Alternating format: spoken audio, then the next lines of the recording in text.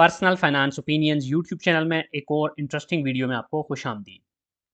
हम में से हर शख्स अपनी जिस्मानी सेहत के हवाले से काफ़ी पॉजेसिव होता है और हम सबकी ये ख्वाहिश होती है और कोशिश होती है कि हम अपने आप को फ़िज़िकली मेंटेन रखें, फ़िट रखें और इस हवाले से अपनी जो फ़िज़िकल हेल्थ है उसके हवाले से मुख्तलिफ़ टेस्ट वगैरह भी हम करवाते रहते हैं टू मेक श्योर कि हमारे जिस्म के अंदर ऐसा कोई बीमारी पनप नहीं रही और जो कुछ भी हमारा सिस्टमेटिकली चल रहा है वो बेहतर तरीके से चल रहा है। तो इसी तरह जिस तरह हमें अपनी जिस्मानी हेल्थ के हवाले से काशियस होना पड़ता है, इसी लिहाज से फ़ाइनेंशियल जो हेल्थ होती है, उसके बारे में भी काशियस होना और उसको चेक करना और मेक श्योर करना कि हम राइट डायरेक्शन में जा रहे हैं, वो बहुत इम्पोर्टेंट होता है। अब हम में से जो अक्सर लोग होते हैं, वो अपनी फ़ाइनेंशियल हेल्थ को कंसीडर करने के लिए सिर्फ़ ये देखते हैं कि हमारे पास बैंक बैलेंस कितना है और हमें मंथली इनकम कितनी आ रही है अपनी जॉब से। अब ये एक सीधा-साधा इंडिकेटर है, लेकिन ये काफ़ी नहीं है। हमें अपनी फ़ाइनेंशियल हेल्थ को जानने के लिए और ये इंश्योर करने के लिए हम किसी फ़ाइनेंशियल माशी सोकड़े का शिकार नहीं हैं और फ़िज़िकली फ़िटनेस के साथ-साथ हम फ़ाइनेंशियली भी फ़िट हैं। मुख्तलिफ़ किस्म के क्वेश्चंस हैं जो हमने अपने आप से करने हैं, जिनको आज की इस वीडियो में डिस्कस करेंगे और उसी बेसिस पे उन सवालात के आपके ज़हन में क्या जवाबात आते हैं, वो आपको आइडेंटिफ़ाई करने में हेल्प करेंगे कि आपकी फ़ाइनेंशियल हेल्थ कैसी है और आगे चलकर आपको कौन-सी इम्प्रूवमेंट्स करने की ज़रूरत है ताकि आप फाइनेंशियली फिट रहें। जो पहला और बेसिक क्वेश्चन होता है वो हमेशा से यही होता है कि आपके जो सोर्सेज़ हैं इनकम के वो कितने हैं। अब ये वो क्वेश्चन है जो कि एक लिटमस टेस्ट का काम करेगा इस चीज़ को डिसाइड करने में कि आप फाइनेंशियली कितने स्टेबल और पोटेंशियली आगे कितने स्टेबल रहने की पोज़ीशन में हैं।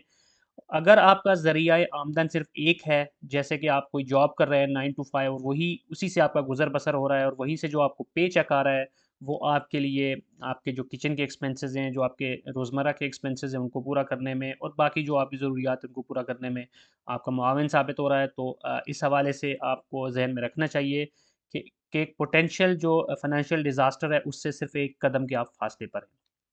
एक ज़रिया कोई भी आमदन का हो, ख़्वाह वो आपकी प्राइमरी जॉब हो, ख़्वाह वो आपका कोई छोटा-मोटा बिज़नेस हो, तो अगर उसमें खुदा न ख़ास्ता कोई कोलैप्स आ जाता है, किसी किस्म के भी अप्स एंड डाउन्स आते हैं, जॉब्स के अंदर जैसे कोई टर्मिनेशन हो जाती है, ले ऑफ हो जाता है, तो उस सूरत में फिर आप फ़ाइनेंशियली एक बड़े क्राइसिस का शिकार हो सकते हैं। इसलिए अगर इस सवाल का जवाब आपका ये है कि आपका ज़रिया आमदन सिर्फ़ और सिर्फ़ एक है, तो जो माशी सोकड़ा है उससे आपको बचना काफ़ी मुश्किल है और आप करंटली इस सिचुएशन में हैं कि आप फाइनेंशियल स्टेबिलिटी के बजाय फाइनेंशियल इनस्टेबिलिटी की तरफ ज़्यादा टिल्टेड हैं। अब जो दूसरा सवाल आपने अपने आप से करना है इस सिलसिले में वो ये है कि अगर तो आपके पैसिव इनकम सोर्सेज़ भी मौजूद हैं, तो आपके कितने पैसिव इनकम सोर्सेज़ हैं? अब प्राइमरी जॉब के अलावा भी बहुत सारे लोगों के इनकम सोर्सेज़ होते हैं, लेकिन उसमें से कुछ एक्टिव इनकम सोर्सेज़ होते हैं, कुछ पैसिव इनकम सोर्सेज़ होते हैं। एक्टिव इनकम सोर्सेज़ से मुराद ये है कि उनमें भी आपको अपना टाइम लगाना पड़ता है। मिसाल के तौर पर अगर आप एक टीचर हैं और शाम को आप ट्यूशन पढ़ाते हैं, आपने कोई एकेडमी रन करनी होती है या फिर आप अपने जो 9 टू 5 की जॉब है उससे हटकर एक और सेकेंडरी जॉब भी कर रहे हैं, तो वो आपकी एक्टिव इनकम आएगी क्योंकि उसमें आपको पैसा तभी मिलेगा जब उसमें आप अपना टाइम लगाएँगे, अपनी एनर्जी लगाएँगे और उसके अगेंस्ट फिर आपको वहाँ से पेमेंट मिल रही होगी। इसी तरह अगर आप फ्रीलांसर हैं और आप कोई प्रोजेक्ट्स पकड़ते हैं मुख्तलिफ़ फ्रीलांसिंग प्लेटफ़ॉर्म्स के ऊपर और उन पे आप फ़िज़िकली काम करते हैं, आप आवरली बेसिस पे या फ़िक्स्ड प्रोजेक्ट की बेसिस पे किसी भी तरीके से वहाँ पे आप काम करते हैं, तो वहाँ पर जो आप अपनी एनर्जी लगा रहे हैं, टाइम लगा रहे हैं और अपने स्किल्स को लगा रहे हैं, उसकी बेसिस पे आपको एक्टिवली फिर इनकम जनरेट हो रही है। तो उससे हटकर आपने अपने आप से ये सवाल करना है कि आपके वो इनकम सोर्सेज़ कितने हैं जो कि पैसिव हैं। पैसिव इनकम सोर्सेज़ वो होते हैं कि जिनमें आप फिज़िकली या प्रैक्टिकली अपने आवर्स नहीं लगा रहे होते, बल्कि आप आराम कर रहे होते हैं, जब आप सो रहे होते हैं तब भी आपके पैसे बन रहे होते हैं। यानी कि आप कोई ऐसी इन्वेस्टमेंट्स कर देते हैं या कोई ऐसे इनकम सोर्सेज़ जनरेट कर देते हैं, जिसमें एक दफ़ा आपकी एफ़र्ट लगती है या फिर आपकी कोई एक रिकर्सिव बेसिस पे once in a week, once in a month या वन्स इन अ क्वार्टर और maybe once in a year उसके ऊपर आपको कुछ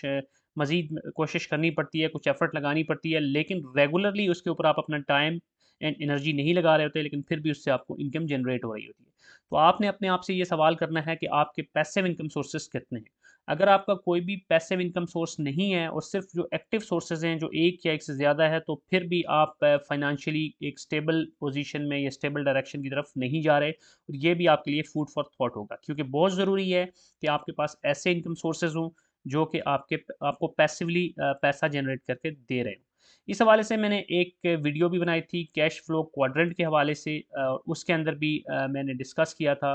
कि कामयाबी की तरफ जाने के लिए ज़रूरी है कि आप जो अपनी एक प्राइमरी इनकम आ रही होती है जॉब से या प्राइमरी सोर्स ऑफ इनकम से, उससे हटकर भी आपका पैसा भी आपके लिए इनकम जनरेट करो। और उसके लिए तरीकाकार ये होता है कि जब आप इन्वेस्टिंग करते हैं किसी भी इन्वेस्टमेंट ऑप्शन के अंदर, जहाँ से आपको रेगुलरली एक पैसिव इनकम स्ट्रीम जनरेट हो रही है, तो उसको आप कंसिडर कर सकते हैं इस सिनेरियो के अंदर। मिसाल के तौर पर अगर आपकी कोई ऐसी रेंटल प्रॉपर्टी है जहाँ से इनकम आ रही है, या आपने डिविडेंड स्टॉक्स के अंदर इन्वेस्ट किया है जहाँ से आपको डिविडेंड की बाद में पैसा आ रहा है, या फिर आपने कोई ऐसे डिजिटल एसेट्स बना लिए हैं जहाँ से आपको पैसा आ रहा है। एज एन एग्जांपल, अगर आपकी कोई वेबसाइट्स हैं, कोई आपके ब्लॉग्स हैं जहाँ पर एडसेंस के ज़रिए आपको रेवेन्यू जनरेट हो रहा है, या मे बी आपके कोई यूट्यूब चैनल्स हैं जहाँ से आपको पैसा आ रहा है, या इसके अलावा आपका कोई और दीगर डिजिटल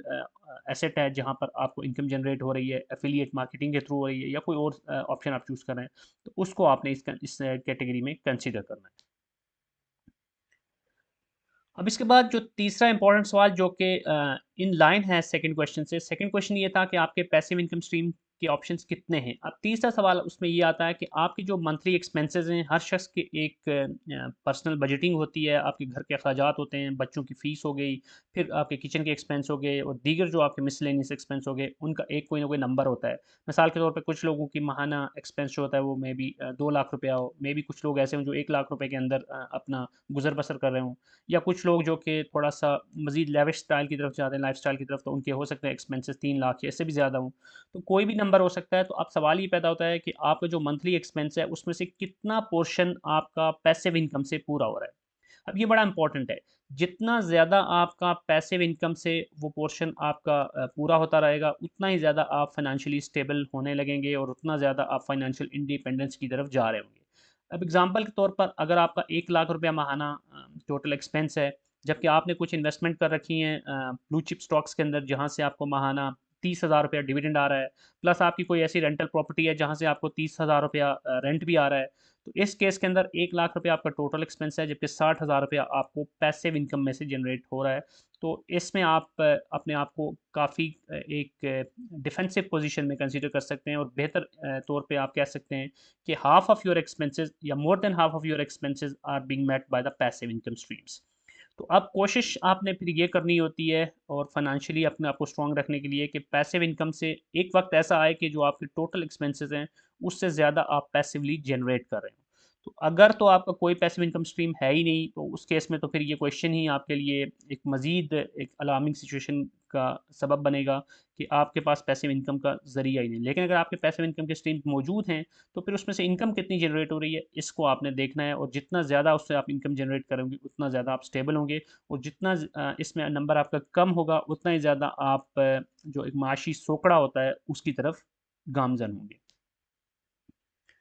अब चौथा सवाल जो एक और बड़ा इंपॉर्टेंट सवाल है, जो पर्सनल फाइनेंस और बजटिंग के हवाले से हर शख्स के लिए एक फूड फॉर थॉट है, वो ये है कि आपकी जो भी इनकम है प्राइमरी सोर्सेज से या सेकेंडरी सोर्सेज से, उसमें से जो आप माहाना इनकम हासिल कर रहे हैं आफ्टर टैक्स जो आपके हाथ में आ रहा है, उसमें से कितना आप सेव कर रहे हैं, और फिर उसमें से कितना आप इन्वेस्ट कर रहे हैं। अब बहुत सारे लोग ऐसे होते हैं जो कि माहाना मे बी के 1 लाख से कम कमा रहे हो, लेकिन फिर भी उसमें से वो कुछ सेव कर रहे होते हैं और उसको इन्वेस्ट कर रहे होते हैं, और बहुत से ऐसे लोग भी होते हैं जो कि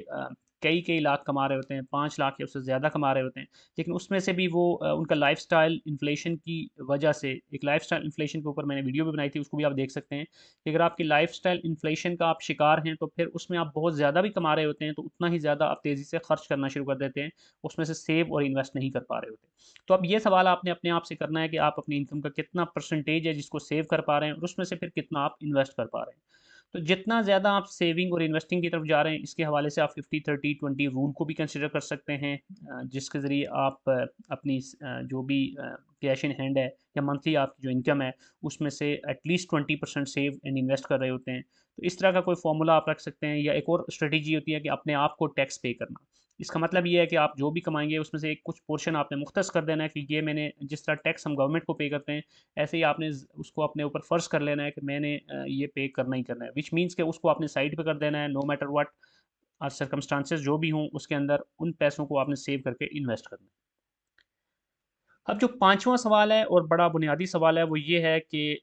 एक ग्रेजुअल इम्प्रूवमेंट अगर आपकी इन्वेस्टमेंट डिसीजंस में नहीं आ रही तो भी आप माशी सोखड़े की तरफ जा सकते हैं, और इस हवाले से आपने आपसे ये सवाल करना है कि पिछले कुछ अरसे में जो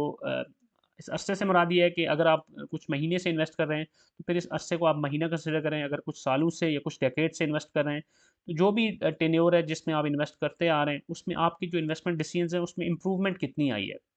अब एक एग्जांपल है कि स्टॉक मार्केट में जब नए लोग इन्वेस्ट करते हैं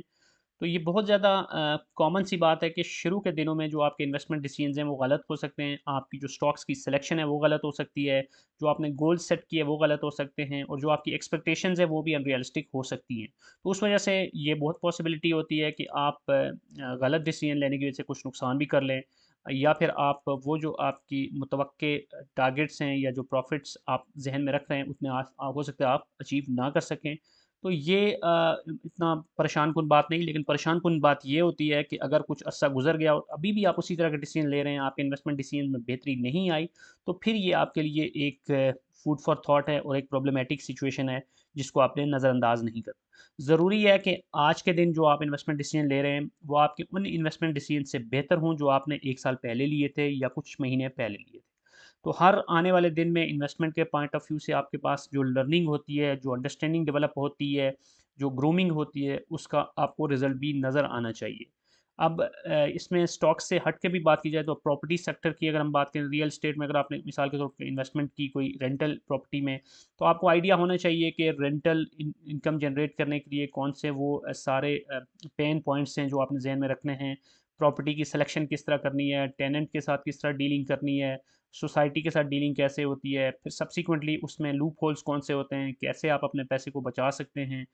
टैक्स के हवाले से किस तरह आप बेहतर डिसीजन ले सकते हैं। इसी तरह नेक्स्ट जब सब्सीक्वेंट आप इन्वेस्टमेंट करें तो पिछली इन्वेस्टमेंट से जो आपने लर्निंग की है वो आपने उसको यूटिलाइज़ करना है, तो ज़रूरी है कि फिर आपका जो नेक्स्ट इन्वेस्टमेंट डिसीजन है वो पिछले से बेहतर हो। तो स्टॉक्स में इन्वेस्ट करते हैं, रियल एस्टेट में करते हैं या किसी भी एसेट क्लास में इन्वेस्ट करते हैं, तो कोशिश करें कि अपने आप को इक्विप करते रहें नॉलेज से, अंडरस्टैंडिंग डेवलप करें, ताकि आने वाले दिनों में आप ग्रूम होकर बेहतर से बेहतर इन्वेस्टमेंट डिसीजन ले सकें। तो ये वो 5 क्वेश्चंस हैं जिनके जवाब देकर अब आप अपने आप से पूछ सकते हैं और अपने आप को अपने सामने पेश करके आप देख सकते हैं कि आप किस हद तक फाइनेंशियली स्टेबल पोजीशन में हैं एज़ ऑफ नाउ, और आगे चलकर आप किस हद तक स्टेबल हो सकते हैं, और जो फाइनेंशियल हेल्थ है आपकी वो कहाँ पे खड़ी है। अगर तो इन सारे सवालों के जवाब आपने जब दिए तो आपको लग रहा है कि आप इसमें बेहतर पोजीशन पे खड़े हैं, आपकी इनकम स्ट्रीम्स भी अच्छी हैं, मल्टीपल इनकम स्ट्रीम्स हैं, पैसिव स्ट्रीम्स भी हैं और एक्टिव भी हैं, प्लस आप सेव भी कर रहे हैं, इन्वेस्ट भी कर रहे हैं, आपकी जो इन्वेस्टमेंट डिसीजंस हैं वो भी वक्त के साथ साथ बेहतर हो रहे हैं, और हर लिहाज से आप एक डिसिप्लिन्ड फाइनेंशियल अप्रोच के साथ चल रहे हैं, तो फिर तो आप सूनर और लेटर फाइनेंशियल इंडिपेंडेंस की जो सेवंथ लेयर है उस तक पहुंचने वाले होंगे इंशाल्लाह। लेकिन अगर आपको कहीं पे लूप होल्स नज़र आ रहे हैं और आपको लग रहा है कि आपके जो इन्वेस्टमेंट डिसीजंस हैं या जो आपकी फाइनेंशियल मैनेजमेंट है, पर्सनल फाइनेंस एंड बजटिंग के हवाले से जो आपके स्ट्रेटजीज़ हैं या जो आपके स्टेप्स हैं वो इतने डिसिप्लिन नहीं है, वो इतने ज़्यादा सिस्टमेटिक नहीं है, तो फिर आपको अभी से अपने आप को इम्प्रूव करना चाहिए और अपने डिसीजंस को बेहतरी की तरफ लेके जाना चाहिए, ताकि माशी सोकड़े से आप अपने आप को बचा सकें। So that's it from this video. अगर आपका कोई क्वेश्चन है, फीडबैक है तो कमेंट सेक्शन में लिख सकते हैं, और अगर आपको ये वीडियो पसंद आई है तो चैनल को सब्सक्राइब करना, वीडियो को लाइक करना, बेल आइकन को प्रेस करना मत भूलिएगा। Thank you very much.